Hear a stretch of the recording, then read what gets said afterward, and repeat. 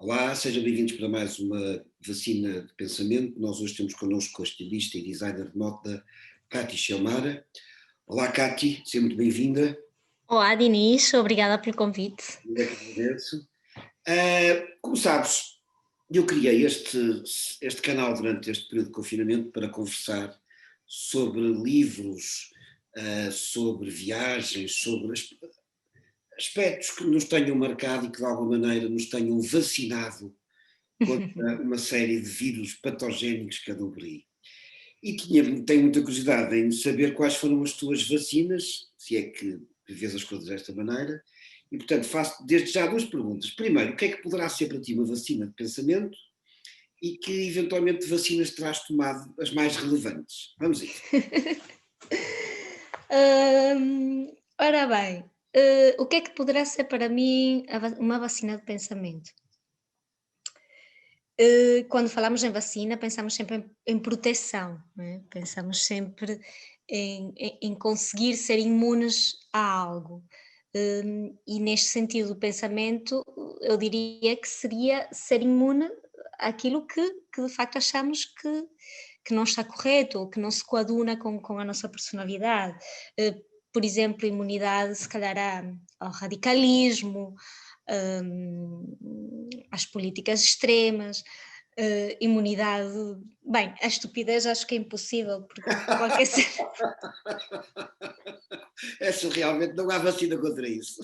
Não, não. De facto, contra a estupidez, contra a dor, contra o sofrimento também é impossível, porque, ora bem, nós para sofrer temos que amar, não é? E isso seria também ter uma vacina contra o amor, ou seja, deixaríamos de ser realmente pessoas. Hum, mas sim, acho que para mim a vacina do pensamento reflete um bocadinho isso, tentar nos proteger daquilo que não gostaríamos de ser, ou daquilo como não gostaríamos de nos tornar. A questão é que normalmente uma vacina é feita com partes do vírus, não é? Depois, esse é que é o problema, não é? Aí é que está, portanto, eu acho que também é muito importante conhecer todas essas fases, mesmo que sejam negativas, mesmo que nós não gostemos ou que não nos sintamos bem com elas, eh, mas em certa medida acho que é importante mergulhar um bocadinho, perceber o que é que elas são, para saber como manter-nos imunes. Pois, por exemplo, no meu caso, estava a pensar, no meu caso, eu li alguns autores que eram autênticos vírus, mas que depois me imunizaram contra outros vírus. Portanto, isso é uma metáfora, naturalmente. Pois, sim, E até sim. me imunizaram contra os excessos das pessoas que são os adeptos desses autores, digamos, os fãs desses Uhum. autores. Percebe? Mas pronto, esses foram os meus autores. E por outro lado, também, uma coisa que isso que estás a dizer que faz todo sentido, até porque muita gente me chamou a atenção por esse aspecto, e há aqui pessoas que eu te entrevistei, por exemplo, estou a pensar na Ana Luísa Amaral, que está muito ligada à poesia, e que disse logo: eu não quero nada ser vacinada, eu quero é ser contaminada pela poesia. E portanto, isto é que tem piada, as várias nuances. Lá está, mas a vacina acaba por ser uma contaminação, não é? Nós temos que nos contaminar com o vírus para poder ser imunes a ele.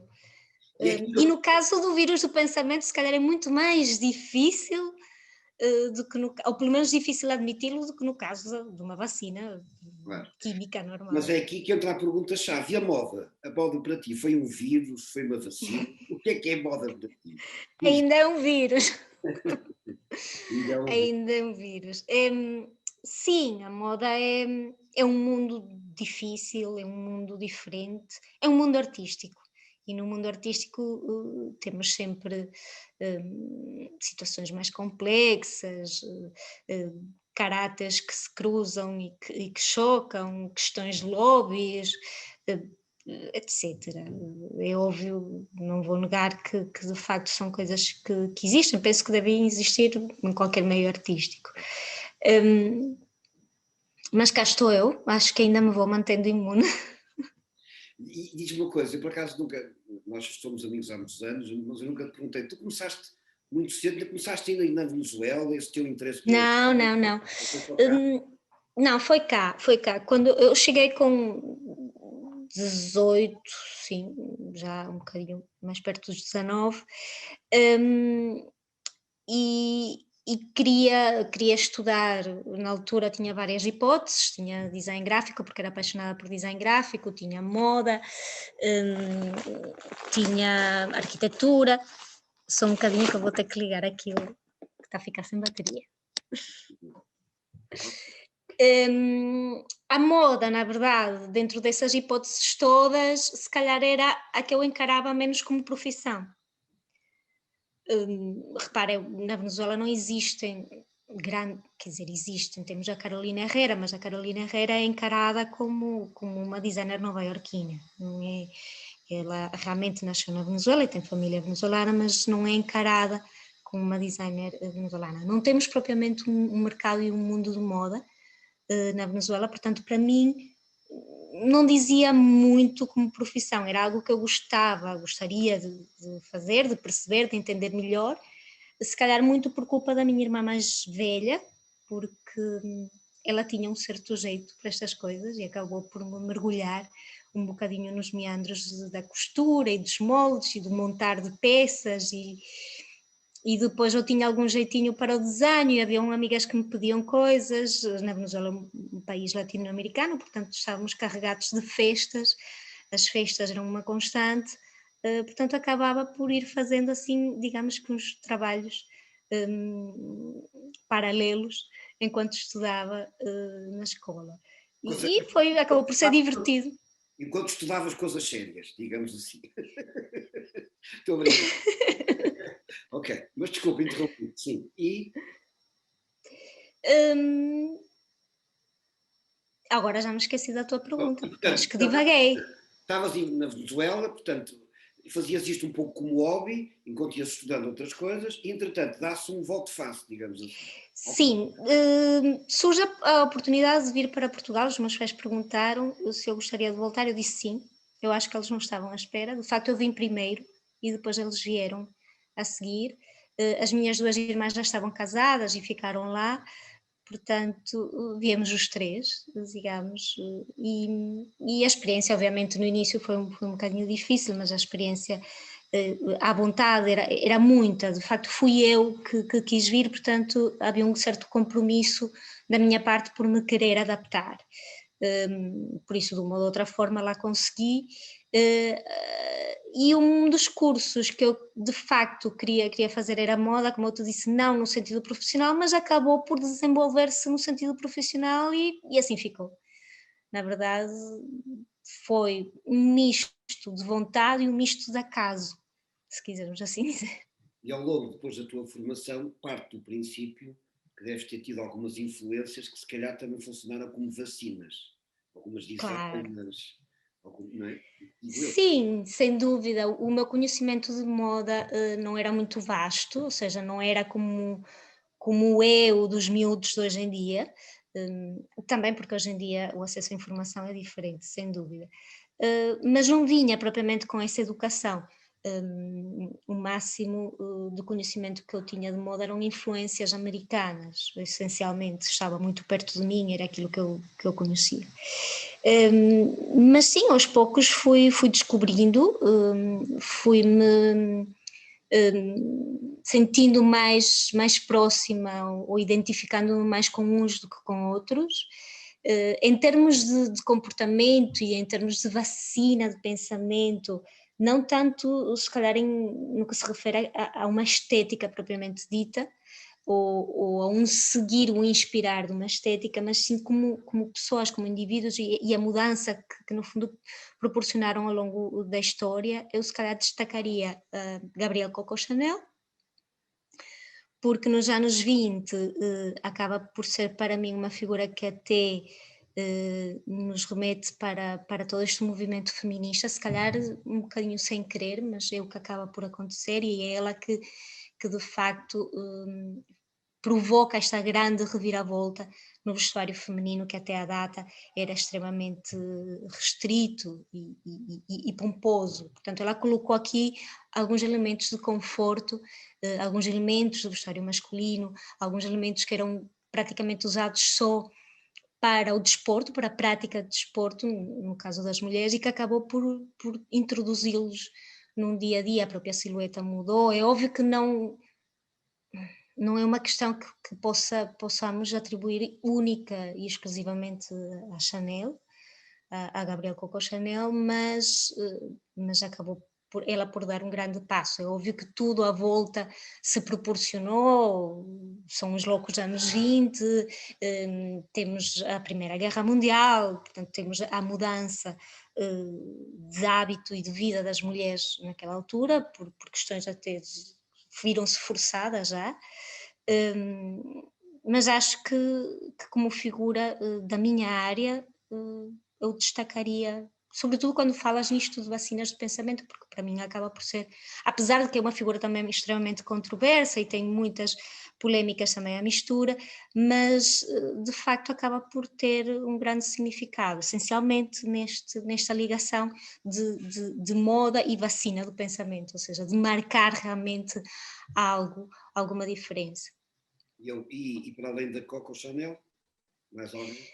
Sim, se calhar mais à frente no tempo, e vou mencionar outra mulher, se calhar aqui por uma questão até de orgulho feminista, poderia dizer a Vivienne Westwood, porque a Vivienne Westwood também acaba por estar muito relacionada com uma mudança e com um conceito bastante feminista, que é o punk. O punk acaba por introduzir a mulher de uma forma muito diferente, uma mulher com força, uma mulher com capacidade de subir ao palco e impressionar. Até à altura não era algo muito, muito comum, ou nada comum, de facto, e o punk trouxe um bocadinho isso, e a Vivienne Westwood começa por ter uma ligação ao revivalismo dos Teddy Boys, nos 70, e depois a loja acaba por mudar de nome, a loja acaba por se chamar depois Sex, e também existe a relação dela com os Sex Pistols, muito por causa do Malcolm McLaren, mas tudo isto faz com que ela seja de facto uma figura extremamente marcante e controversa até os dias de hoje. Sem dúvida está relacionada com o movimento punk, mas até os dias de hoje é uma figura extremamente forte, uma figura feminina muito forte. E já que falas de punk, evidentemente que me lembro logo de música, não é? E se calhar também tiveste algumas músicas que foram algumas, não sei se vacinas, se vitaminas. A música se calhar é mais vitamina, ou vacina contra a depressão, se calhar, ou contra o baixo astral, como dizem os brasileiros, né? Sim, acho que a música acaba por ser uma grande vitamina, e é ainda hoje uma grande vitamina para mim. Na minha adolescência, enquanto eu vivia na Venezuela, tinha obviamente uma relação mais próxima com toda a música mais latino-americana, com os boleros, com a salsa, com a dança, mas aos poucos fui evoluindo na adolescência para umas sonoridades um bocadinho mais fortes. Comecei com Guns N' Roses e depois fui evoluindo um bocadinho para o heavy metal. Depois conheci o meu marido, que eu conheci cá, em Portugal, e a sonoridade dele foi-se colando a minha, portanto ele é um metaleiro, portanto é muito heavy metal, e acabou por me influenciar também bastante. Olha, devo dizer que ainda não trouxe ninguém do heavy metal, mas estou a pensar convidar alguém também para partilhar as suas vacinas. Tens o Álvaro Costa. Olha, o Álvaro Costa é uma excelente sugestão. Que bela ideia, que bela sugestão que tu me deste agora. E posso-te dar mais uma sugestão? Força! Na área dos cómics. Então. Conheço um rapaz, o Vasco, que é o que gera o Mundo Fantasma. Sim, conheço muito bem, eu era meu vizinho. Olha, é fantástico. Se lhe puseres o microfone à frente e perguntares qualquer coisa sobre cómics, não acaba. Não, é uma autêntica enciclopédia. Eu sei. É fantástico. Ele ou o Marco também. Acabaste de me dar uma... Bem, já te coloquei ali mais 2 convidados. 2 convidados, por acaso, o Álvaro Costa é da música em geral, não é? Claro, sim. Mas o Álvaro Costa, de facto, é uma excelente sugestão. Para terminar, sabes que eu também tenho alunos que estão interessados nas tuas áreas. Eu tenho-me aparecido. Eu tive uma aluna tua que me fez uma entrevista. É verdade, precisamente. E foi uma entrevista muitíssimo interessante, muito mais interessante do que muitas das que eu recebo de jornalistas, devo-te dizer. Tinha perguntas interessantes. É sinal que estava a ser bem orientada. Parece que sim. E nesse sentido, uma das perguntas que eu costumo fazer sempre às pessoas que entrevisto, mais para o final da entrevista, é sugestões, novos reforços, novas vacinas que tu eventualmente queiras recomendar, o que é que tu estás a tomar neste momento e aconselhas. É um pouco isso. É um pouco isso, porque acho interessante. Porque há aqui também um lado, como compreenderás, assim, voyeurístico. A gente tem curiosidade em saber o que é que as outras pessoas andam a ler, o que é que as outras pessoas andam a ouvir, o que é importante para elas. Olha, ler, eu acabei agora o Sapiens normal, do Harari. Claro, isso. Anda toda a gente a ler isso, é verdade. Não, por acaso eu queria agora ver o de banda desenhada, porque esteticamente é muito bonito, mas eu li o normal. E depois ia começar, só li as primeiras páginas do Till, sabes qual é? Do Kellman. Que é um... Daniel Kellman. não, que é um, sim, ok. Vamos ver, mas para já promete, acho que parece bastante interessante. Isso em termos de leitura recente. Há um que eu adoro, mas que eu leio aos poucos, porque é uma bíblia e porque eu estou cegueta, tenho que mudar os óculos, as lentes, e as letras são deste tamanho e ele tem 1000 e tal páginas, que é o David Forrest Wallace, Okay. A Piada Infinita. Sim, sim. É deste tamanho. E é difícil de ler, é super interessante, mas é difícil. E então, pelo meio, já li muitos, e aquele vai ficando, vou lendo, mas de facto é cansativo também porque tem as letras extremamente pequeninas e torna-se mais difícil de ler, mas é muito interessante, é muito estranho, mas muito, muito interessante. É uma ficção muito não ficção, e por isso é difícil, porque percebes que é uma ficção, mas está muito próxima da realidade, é um bocado estranho. Tem uma forma de escrever muito, muito peculiar. Agora, em termos de vacinas, eu diria que uma das vacinas mais importantes nos dias de hoje, para a nova geração, isto porque eu tenho uma filha com 17 anos. 17, já tem 17 anos. 17. Já está no 12º. Muito tempo. Eu acho que uma das vacinas mais importantes para eles é a paciência e a resiliência, porque eles estão muito habituados à informação rápida. E assim como recebem rapidamente a informação, rapidamente ligam, falam e recebem resposta, acho que também acham que tudo o resto, ou ficam com a sensação de que tudo o resto deve reagir da mesma forma. É certo que o mundo cada vez mais, na sua generalidade, acelerou e quer uma resposta rápida em tudo. Eu noto isso no vestuário, né? Eu faço um slow fashion, mas as pessoas continuam a querer o fast fashion, e é extremamente irritante e difícil, porque O que é um slow fashion? Agora fiquei curioso. Como é que tu agora explica-me lá a diferença.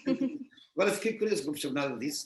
a diferença é que o fast fashion concentra-se nas grandes cadeias, naquelas que praticamente todas as semanas têm peças novas. E isto é ótimo para o nosso feeling, não é? Temos ali acesso rápido a peças recentes, acabadinhas de sair do forno, mas em termos de sustentabilidade acaba por colocar um peso enorme, uma pegada ecológica gigantesca.